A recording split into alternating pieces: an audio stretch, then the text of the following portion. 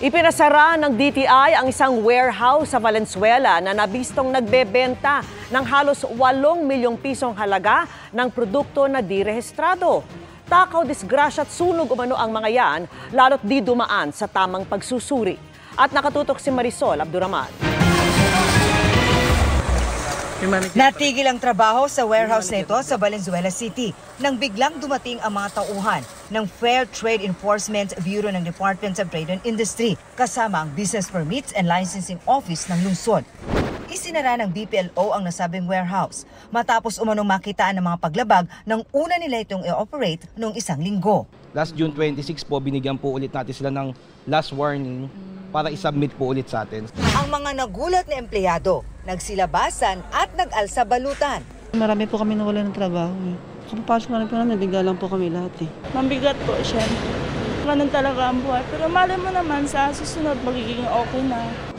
Ang operasyon, bunso daw ng reklamo ng isang online consumer hinggil sa kanyang nabiling rice cooker online. Isang produkto lang daw ang inireklamo sa DTI pero nagulat daw sila nang puntahan ang warehouse na ito na marami pa palang ibang produkto na karamihan ay mga home appliances at mga uncertified o hindi rehistrado sa DTI. Hindi siya dumaan sa proper testing ng Bureau of Philippine Standards.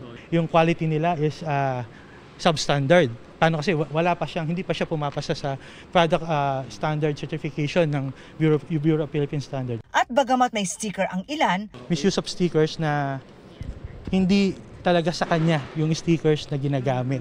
Agad sinelyuhan ang halos 10,000 uncertified na produkto na nagkakahalaga ng 7.8 million pesos. Nagko-comply naman kami. Inaayos naman po namin yung mga documents. Inaayos naman po namin yung as long as na mapabilis. Sabi ng mga otoridad, imported umano ang mga produkto. Pero itinanggi ng namamahala ng warehouse. Meron daw kasi silang local products. Kasi hindi po namin maklaim kung in-import po ba nila yung products or na-purchase po nila locally. So hininga namin sila ng proof kung talagang locally purchase po yung items po nila. Muling nagpaalala ang DTI sa mga panganib na maaaring idulot ng mga uncertified na mga produkto. Kaya hinihikayat nila ang publiko na isumbong ang mga hindi rehistradong produkto. Para sa GMA Integrated News, Marisol Abduraman, nakatutok 24 oras.